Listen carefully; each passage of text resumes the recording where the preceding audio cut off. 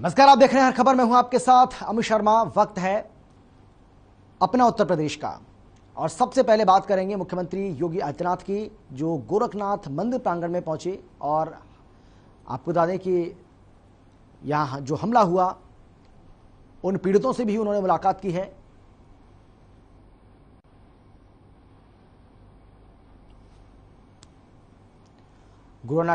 गोरखनाथ मंदिर की तस्वीरें आपको हम दिखा रहे हैं, जहां पर सीएम योगी ने लोगों की समस्याओं को सुना है।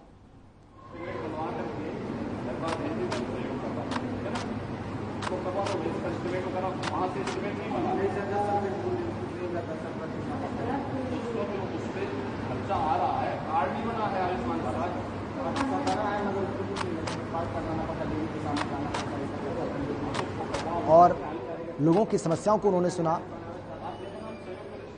उसकी तस्वीरें आप यहां पर देख रहे हैं। और जो मौके पर अधिकारी मौजूद थे उनको आवश्यक दिशा निर्देश भी मुख्यमंत्री योगी आदित्यनाथ की ओर से दिए गए।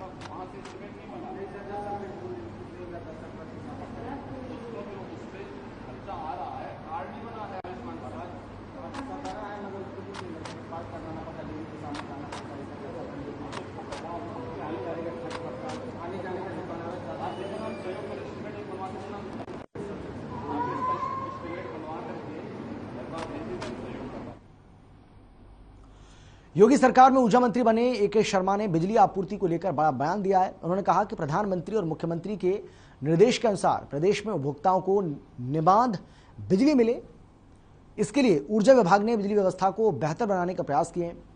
और उन्होंने कहा कि प्रदेश की बिजली आपूर्ति की व्यवस्था को बेहतर बनाने के लिए 5 उपकेंद्रों के निर्माण, एबीटी मीटरों की स्थापना और उच्च विभाग की लाइनों पर ऑप्टिकल फाइबर डालने के कामों पर लगभग 666 करोड़ रुपए खर्च किए जाएंगे।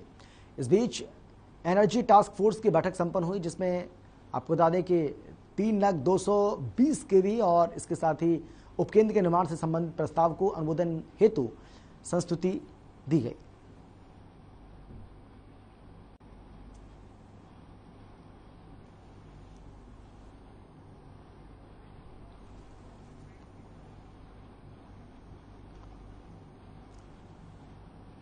तो यूपी में बिजली आपूर्ति में सुधार होगा, ये बात कही गई है ऊर्जा मंत्री की ओर से। और उन्होंने कहा है कि 666 करोड़ की योजनाओं को मंजूरी दी गई है।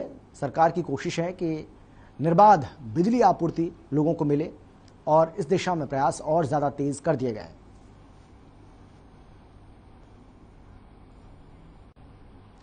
राज्य मंत्री स्वतंत्र प्रभार कपिल देव अग्रवाल ने विधि विधान से पूजा करने के बाद मुख्य भवन में कार्यभार संभाला, जिसके बाद राज्य मंत्री ने अपने नए कार्यालय में विभागीय कार्यों का निस्तारण किया। इसके साथ ही उन्होंने कहा कि प्रदेश सरकार महिलाओं को कुशल बनाकर उन्हें रोजगार से जोड़ने का काम कर रही है। इसे और बढ़ाते हुए महिलाओं से संबंधित कोर्स का व्यापक प्रचार प्रसार कर उन्हें आईटीआई से जोड़ा जाएगा।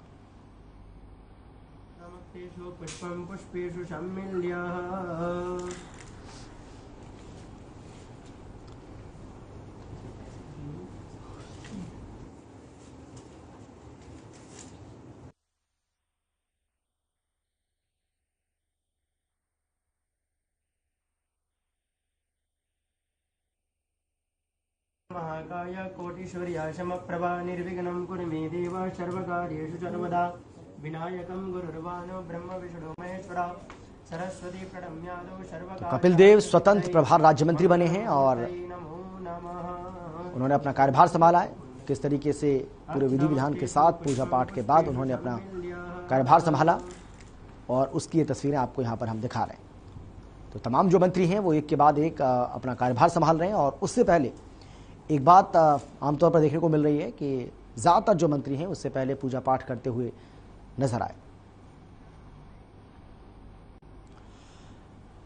प्रदेश खाद्य सुरक्षा एवं औषधि प्रशासन मंत्री डॉक्टर दयाशंकर मिश्र एक्शन मोड में हैं। दयाशंकर यानी कि दयालु ने योजना भवन के सभागार में विभागीय अधिकारियों के साथ समीक्षा बैठक ली। इस दौरान अधिकारियों को मंत्री दयाशंकर ने विभागीय कार्यों की जानकारी भी ली है उनसे। साथ ही प्रदेश सरकार के संकल्प पत्र के अनुसार 100 दिन की कार्य योजना पर रणनीति बनाकर काम करने के निर्देश भी जारी किए। मंत्री डॉक्टर दयाशंकर मिश्र दयालु ने योग, आयुर्वेद और प्राकृतिक चिकित्सा के महत्व को समझाते हुए कहा है कि प्राचीन समय में भारत के लोग आयुर्वेद, योग और प्राकृतिक चिकित्सा के माध्यम से निरोग जीवन जीते थे।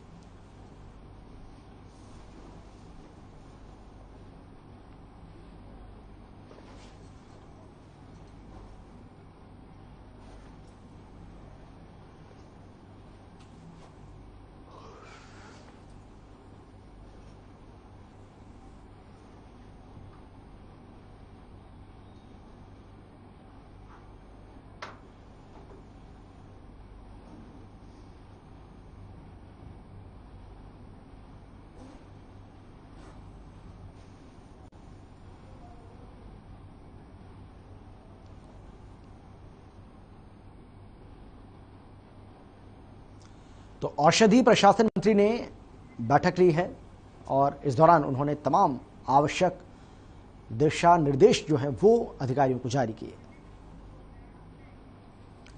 लखनऊ में प्रदेश के शिक्षा मंत्री आशीष पटेल ने बैठक की है। इस दौरान शिक्षा मंत्री ने शिक्षा विभाग के उप निदेशक के कार्यों पर नाराजगी जताई। साथ ही शिक्षा विभाग के उप निदेशक को तत्काल हटाने के निर्देश भी जारी किए और कहा कि उनकी जगह किसी योग्य व्यक्ति की तैनाती की जाए। शिक्षा मंत्री आशीष पटेल ने कहा है कि शासकीय कामों में जरा भी लापरवाही बर्दाश्त नहीं की जाएगी।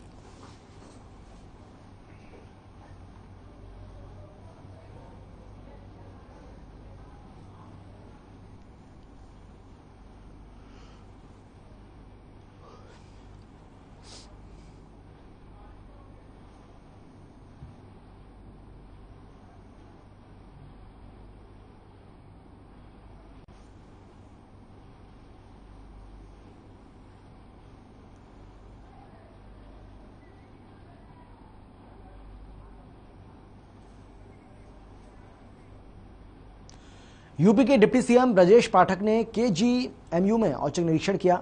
इस बीच उन्होंने अव्यवस्थाओं को देखकर जमकर फटकार भी लगाई। इस दौरान डिप्टी सीएम ने केजीएमयू के निरीक्षण के दौरान ओपीडी और इमरजेंसी में एक एक मरीज से बात की। उन्होंने मरीजों से कहा कि किसी भी तरह की समस्या हो तो आप हमें तुरंत बताएं, आपकी समस्या का समाधान किया जाएगा। और संबंधित अधिकारियों को निर्देश भी जारी किए कि किसी भी मरीज को किसी भी तरह की कोई दिक्कत नहीं आने दी जाए।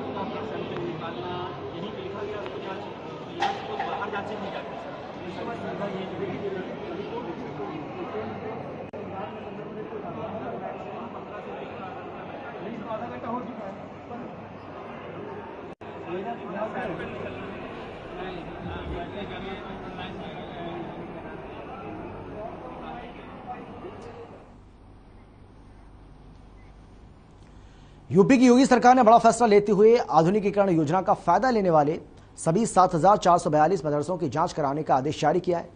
सरकार ने कुछ जिलों में कागजों में चल रहे फर्जी मदरसों की शिकायत मिलने के बाद इस फैसले को मंजूरी दी है। आपको बता दें कि भारत सरकार ने देश के तमाम मदरसों के लिए एक खास योजना चलाई थी। इस योजना का नाम मदरसा आधुनिकीकरण योजना है, जिसके तहत मुस्लिम बच्चों को आधुनिक शिक्षा देने पर जोर दिया जाता है। इसके लिए हर एक मदरसे में 3 अतिरिक्त शिक्षक भी नियुक्त किए जाते हैं।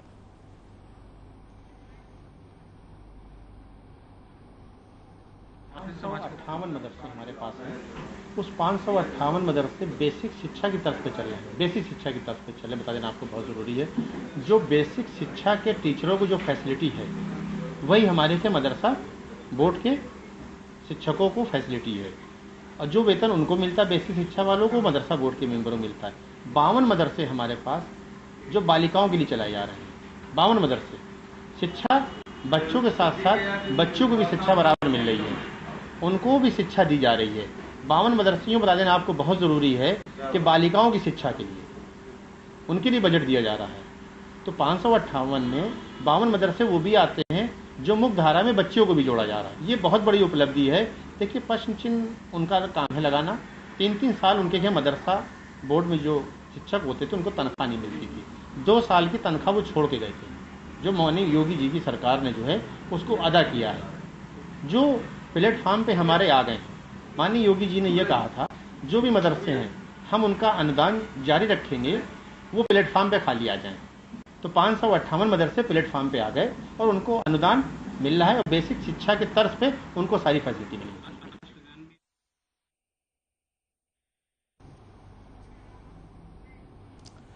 यूपी विधानसभा अध्यक्ष सतीश महाना ने आज विधान भवन अपने कार्यालय में उन्नाव सदर से बीजेपी विधायक पंकज गुप्ता को विधानसभा सदस्यता की शपथ दिलाई, जहां विधायक पंकज गुप्ता ने विधानसभा अध्यक्ष महाना के समक्ष उपस्थित होकर शपथ ग्रहण की। वहीं विधानसभा अध्यक्ष ने उन्हें संविधान, विधानसभा कार्य संचालन नियमावली भेंट की।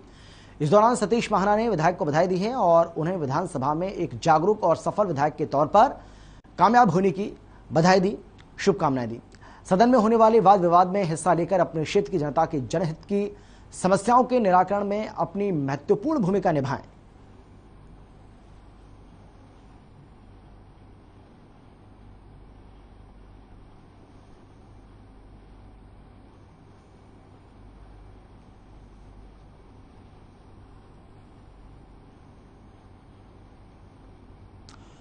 लखनऊ की तस्वीर आपको हम दिखा रहे हैं, जहां पर स्पीकर सतीश महाना ने विधायक को शपथ दिलाई है और उन्होंने उनको विधानसभा की कार्यवाही के बारे में भी समझाया और उन्होंने उन्हें बधाई और शुभकामनाएं देते हुए कहा है कि आप विधायक होने के नाते, जनप्रतिनिधि होने के नाते अपनी जिम्मेदारी का ठीक से निर्वहन करें। लखनऊ में निजी स्कूलों की मनमानी के खिलाफ अभिभावकों में जबरदस्त आक्रोश देखने को मिल रहा है। प्राइवेट स्कूलों की मनमानी के आगे अभिभावक पूरी तरह से बेबस नजर आ रहे हैं, जहां राइट टू एजुकेशन के नियमों की धज्जियां उड़ाई जा रही हैं। दरअसल आरटीई योजना के अंतर्गत स्कूल में पहले से पढ़ रहे बच्चों को स्कूल से निकाला गया है, जिससे परेशान होकर अभिभावकों ने स्कूल के बाहर प्रदर्शन करना शुरू कर दिया।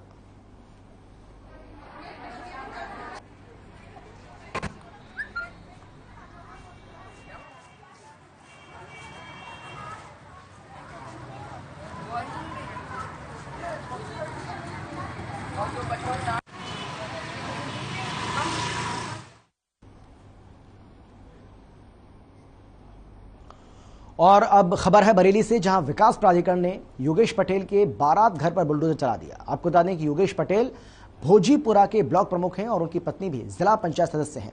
दरअसल योगेश पटेल को नक्शे के विपरीत बने बारात घर की कंपाउंडिंग का नोटिस प्राधिकरण से कई बार मिला था, लेकिन कंपाउंडिंग नहीं कराई गई, जिसके बाद बीडीए की टीम ने पुलिस को साथ लेकर बारात घर पर बुलडोजर चला दिया।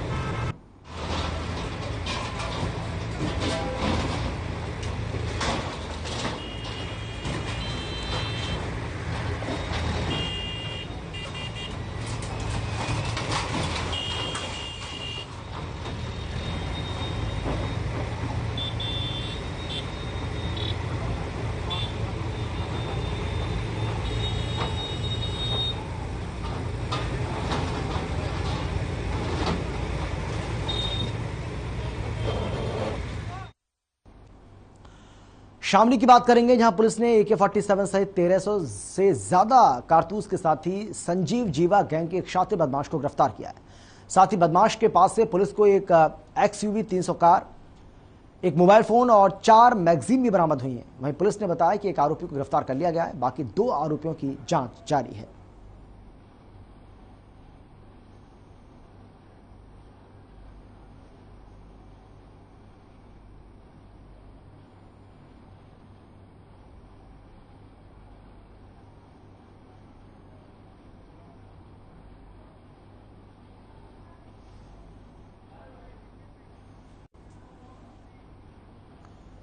कुशीनगर में एक दिल दहला देने वाला मामला सामने आया है। मामला जिले के नेबुआ नौरंगिया थाना क्षेत्र के एक गांव का है, जहां एक युवक को तालिबानी अंदाज में सजा देने का वीडियो वायरल हो रहा है। वीडियो में कुछ लोग एक युवक के हाथ रस्सी से बांधते और पीटते दिखाई दे रहे हैं। यहां तक कि युवक को फर्श पर घसीटने की कोशिश भी की जा रही है। वहीं पिटाई कर रहे लोगों का आरोप यह है कि युवक गांव की एक विवाहित महिला के साथ कमरे में आपत्तिजनक स्थिति में पाया गया था।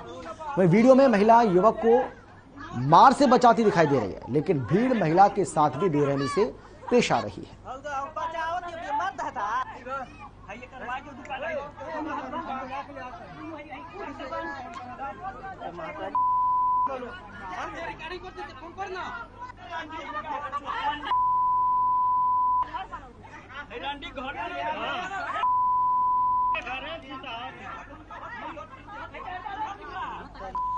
तो कुशीनगर की तस्वीर आपको हम दिखा रहे हैं, जहां पर रस्सियों से बांधकर किस तरीके से युवक की पिटाई की जा रही है, उसकी तस्वीरें आप यहां पर देख सकते हैं। कहा यह जा रहा है कि एक महिला के साथ ये आपत्तिजनक स्थिति में पाया गया, जिसके बाद कुछ युवकों ने मिलकर इसकी जमकर पिटाई की।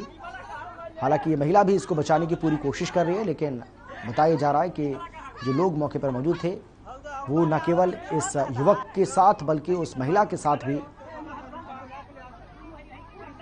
बदतमीजी से पेश आए।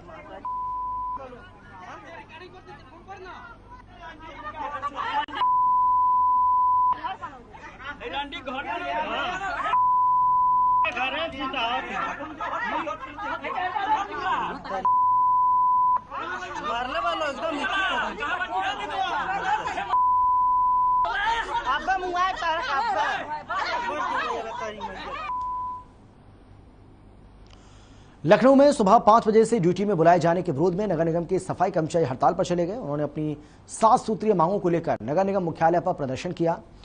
ये कर्मचारी आउटसोर्सिंग पर कार्यरत कर्मचारियों को भी काम करने नहीं दे रहे हैं और इसी के चलते शहर में सफाई व्यवस्था ध्वस्त हो गई है। इसकी सूचना मिलने पर नगर आयुक्त अजय कुमार द्विवेदी समेत कई अधिकारी नगर निगम के दफ्तर पहुंच गए और जगह जगह जाकर सफाई कर्मचारियों को समझाया, लेकिन सफाई कर्मचारी मानने को तैयार नहीं है।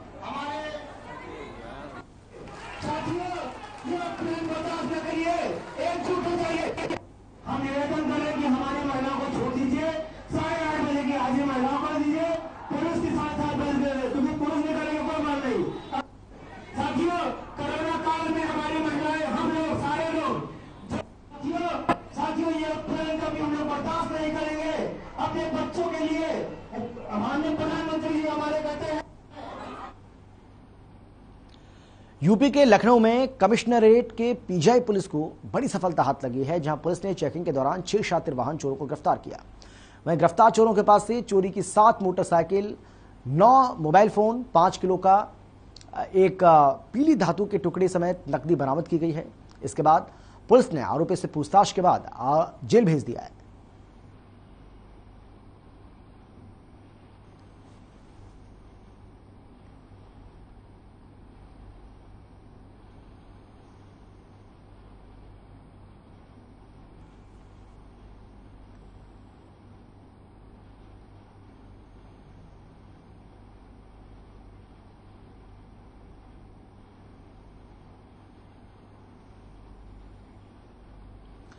रामनगरी अयोध्या में सुबह सुबह एक बड़ा सड़क हादसा हो गया। लखनऊ गोरखपुर राष्ट्रीय राजमार्ग पर मुमताज नगर ओवरब्रिज पर खड़े एक वाहन को ओवरटेक करने के बाद एक निजी बस अनियंत्रित होकर पलट गई। दुर्घटना में बस सवार 3 यात्रियों की मौके पर ही मौत हो गई, जबकि 30 से अधिक लोग घायल हो गए। वहीं उत्तर प्रदेश के मुख्यमंत्री ने मृतकों पर गहरा शोक व्यक्त किया है और इनके प्रति अपनी संवेदनाएं भी व्यक्त की।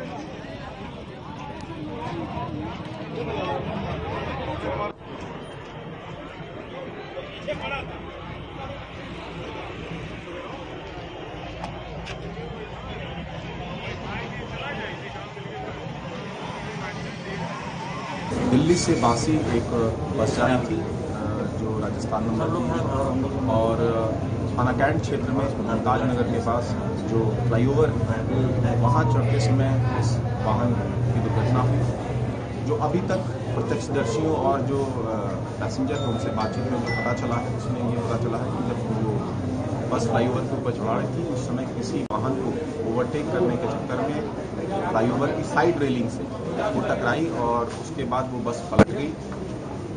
तत्काल वहाँ पे पुलिस टीम और मेडिकल टीम वहाँ पहुँची। घायल जो हैं उनको तत्काल जिला अस्पताल लाया गया और एक जो उसमें से सीवियरली इंजर्ड था उसको लखनऊ के लिए रेफर किया गया। अभी तक वहाँ पे मौके पे जब बस को उठाया गया तो उसमें 2 व्यक्ति जो उनको निकाला गया था, जिनको जो मृत थे उसके अलावा एक व्यक्ति की मृत्यु यहाँ पे हुई। टोटल 3 व्यक्तियों की मृत्यु हुई और जो 12 घायल थे उसमें एक को रेफर किया गया, बाकी 11 बाकी की कंडीशन ठीक है, डॉक्टर से भी बात। लखनऊ में महिला सशक्तिकरण की जमकर धज्जियां उड़ाई जा रही हैं। वजीरगंज क्षेत्र में महिला सशक्तिकरण की धज्जियां उड़ाने का पुलिस पर गंभीर आरोप लगा है। मिली जानकारी के मुताबिक वजीरगंज थाना क्षेत्र में पति ने पत्नी की हत्या करने की नीयत से जमकर पिटाई कर दी, जिससे महिला गंभीर रूप से घायल हो गई। आनन फानन में बलरामपुर हॉस्पिटल में पति की पिटाई से घायल हुई पत्नी को गंभीर हालत में अस्पताल में भर्ती कराया गया। वहीं पत्नी ने मुख्यमंत्री योगी आदित्यनाथ से मदद की गुहार लगाई है। इसके साथ ही वजीरगंज पुलिस पर भी कार्रवाई न करने का आरोप लगाया है। वहीं घायल पत्नी ने मुख्यमंत्री योगी से न्याय न मिलने पर आत्महत्या करने की चेतावनी दी है।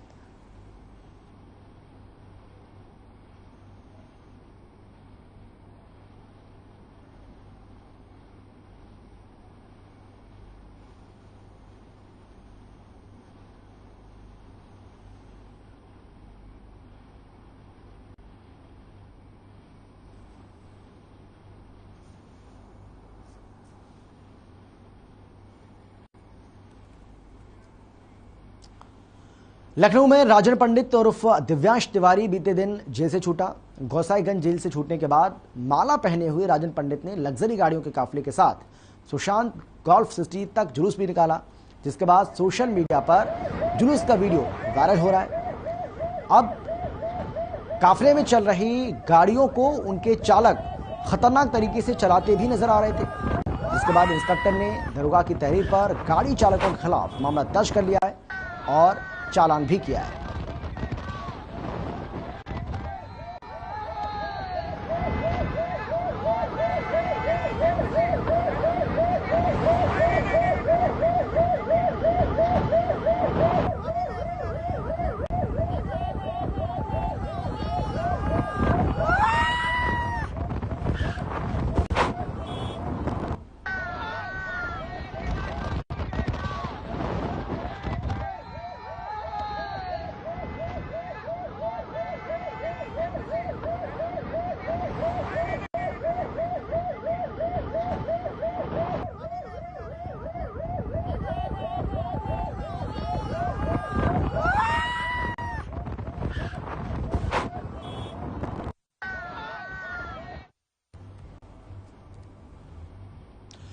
राजधानी लखनऊ में जानलेवा गर्मी के सितम लगातार जारी है। आलम यह है कि अप्रैल में ही मई जून जैसी गर्मी पड़ रही है। लगातार पारा बढ़ने से गर्मी में कई नई बीमारियां होने का खतरा भी बढ़ रहा है, जिसे देखते हुए लखनऊ के श्यामा प्रसाद मुखर्जी के निदेशक डॉक्टर आनंद ओझा से खास बातचीत की है हमारे संवाददाता आनंद सिंह ने।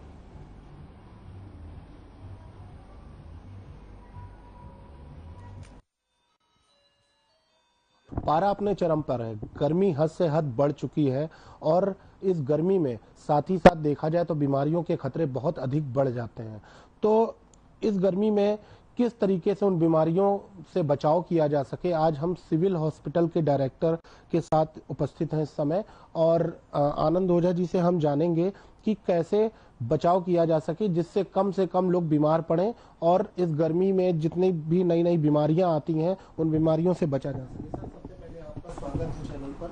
धन्यवाद। आपसे ये जानना चाहेंगे कि अभी नवरात्रि का भी पूजन चल रहा है, साथ में रोजे भी चालू हो चुके हैं जी। लोग ज्यादातर रोजे में पूरे दिन प्यासे रहते हैं, पानी का सेवन नहीं करते हैं। जी जी। और अगर हम नवरात्रि की बात करें तो खान पीन कम रहता है जी। इस समय गर्मी बहुत ज्यादा चरम पर बढ़ चुकी है जी। तो इसको कैसे देखा जाए, कैसे सावधानियां बरती जाए इसमें? देखिए ऐसा है ना कि गर्मी के सीजन में ज़्यादातर जो हमारा पानी है इसकी मात्रा बढ़ जाती है बॉडी में, लू लगने का डर रहता है। गर्मी के दिन में जो है आपके ये डिहाइड्रेशन की प्रॉब्लम हो सकती है। तो सबसे पहली चीज़ तो है कि धूप से हमको बचना है। धीरे धीरे करके धूप बढ़ेगी ही, गर्मी बढ़ेगी ही। हीट स्ट्रोक से हमको बचना है कि बहुत ज़्यादा धूप में मत चलें, या चलें तो कोई चीज़ छतरी या इस तरह की चीज़ें कवर करके चलें। साथ में ये है कि कभी भी ये त्यौहार होते हैं तो अक्सर जो है फल हैं या अन्य चीज़ों का सेवन हम लोग करते हैं, या रोज़े हैं तो बाहर पकौड़ी है, इस तरह की चीज़ें लोग शाम के टाइम इस्तेमाल करते हैं। तो सबसे निवेदन मेरा ये है कि खुली चीज़ों का इस्तेमाल ना करें, साफ़ सुथरी चीज़ें लें, घर में बनी हुई चीज़ों का इस्तेमाल करें, और पानी जो है वो आपका कंटामिनेटेड ना हो, क्योंकि पानी की जो दूषित चीज़ें हैं वो आपके शरीर में तमाम तरह के रोग पैदा कर सकती हैं, डायरिया पैदा कर सकती हैं, पीलिया पैदा कर सकती हैं। तो सभी से निवेदन ये है कि जो भी खुले हुए फल, कटे हुए फल, ये सब चीज़ें आप ना खाएं। फिलहाल आप लोग यही सावधानी ले सकते हैं जिससे कि गर्मी में जो हमारी एक आने वाला सीज़न है उससे अपने आप को आप बचाए रखें। सर, अगर बात करें कि आज की डेट में अधिक से अधिक लोगों को ब्लड प्रेशर और शुगर की तकलीफ है, उन पेशेंटों को क्या राय देना चाहिए? देखिए, ये तो हमारी बदलती हुई लाइफ स्टाइल का नतीजा है। ज़्यादातर लोगों को ब्लड प्रेशर, शुगर, तो कारण ये है कि ब्लड प्रेशर और ये शुगर, एक तो स्ट्रेसफुल लाइफ आदमी जी रहा है, बहुत अल्प समय में बहुत ज़्यादा गेन करने की जो चाहत सभी की है। दूसरी चीज़ जो फिजिकल एक्टिविटी है वो हमारी बहुत खाने की आदत रही है, तो बॉडी में कंजप्शन कोई है नहीं, केवल स्ट्रेसफुल लाइफ है। तो इस नाते जो है, देखिए, ये सब आज के टाइम में मॉर्निंग वॉक है या आपकी शाम की फिजिकल एक्टिविटी है, ये सब आवश्यक है, एक दिनचर्या है आपकी जिसको हर आदमी को करना चाहिए। और दूसरी चीज़ ये है कि अगर आपका जॉब ऐसा है तो आप अपने आप को इससे रोक नहीं सकते, जॉब आपको करना ही करना है।